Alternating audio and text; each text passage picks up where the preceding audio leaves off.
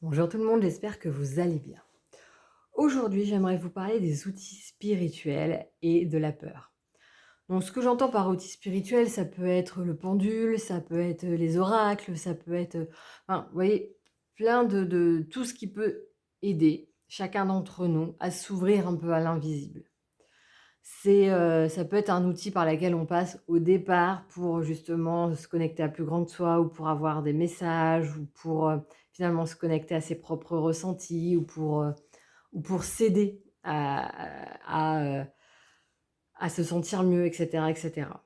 Il n'y a pas de mal à ça. D'ailleurs, je ferai quelques vidéos aussi par rapport à certains outils sur, comment je les utilise et quel apport ça peut avoir. Mais comme toute chose, en fait, j'ai tendance à dire, tout est question d'équilibre.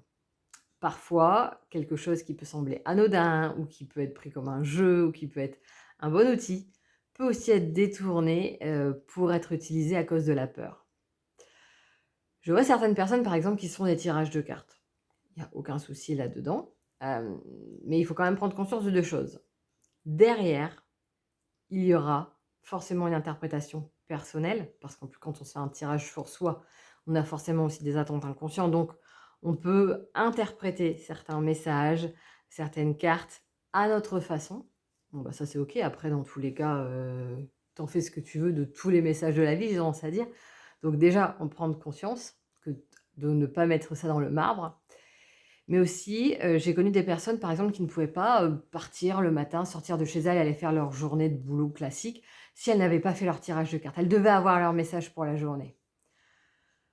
Or, l'outil spirituel, c'est pour apprendre à te connecter à toi-même, te connecter à plus grand que toi, mais il faut pas oublier pourquoi on est là. Nous sommes là pour être des êtres incarnés, c'est-à-dire pour vivre les choses, pour en retirer des enseignements et pour ensuite utiliser ces enseignements pour aller vers quelque chose qui de plus harmonieux, qui nous met à la paix, qui nous mène à l'amour et qui nous voilà, pour moi, aller vers la lumière, j'appelle ça.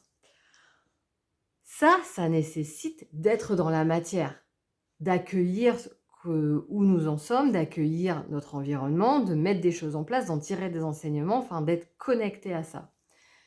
Si je suis, à tout prix dépendante d'un outil quel qu'il soit, en me disant: «Il faut à tout prix que je fasse ça, parce qu'il faut à tout prix que j'ai une réponse, qu'il faut à tout prix que j'ai une guidance, qu'il faut à tout prix que je sache», là, en réalité, c'est mon besoin de contrôle qui est lié à ma peur. Ma peur qui va à tout prix contrôler, savoir et comme ça, pouf, c'est bon, je me mets dans un cadre et c'est plus calme. Là encore, il n'y a pas de jugement à porter là-dessus. C'est OK. Chacun passe par les étapes qu'il a besoin. Si, ben, vous comme moi, à un certain moment, j'ai tu sais, je me suis rendu compte en me disant: «Mais là, en fait, tiens, c'est ma peur qui parle là, c'est que j'ai besoin d'être rassurée». OK. Et bah, c'est en prendre conscience et c'est le but de cette vidéo, c'est de prendre conscience pour pouvoir accueillir que j'en suis là. Et à partir de là, bah, pouvoir dire: «Bon, bah, là, pour l'instant, j'en suis encore là et je le vis encore pleinement» ou à d'autres moments, bon, bah, je sens que je peux essayer de changer certaines dynamiques. Prendre conscience de la peur, méditer dessus, ce que ça m'apporte et cetera pour prendre du recul et en fait, essayer de me mettre aussi plus en paix avec ça.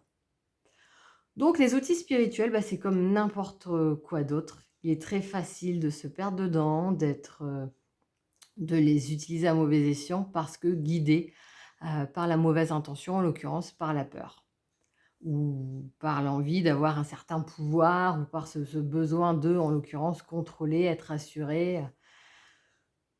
D'où l'importance d'être en vigilance, de temps en temps faire des petits points en disant: «Mais pourquoi je fais ça? Qu'est-ce que ça m'apporte? Qu'est-ce que ça veut dire? Où j'en suis?» et j'accueille le résultat qui s'ensuit. Voilà, je vous souhaite une excellente journée, je vous dis à bientôt.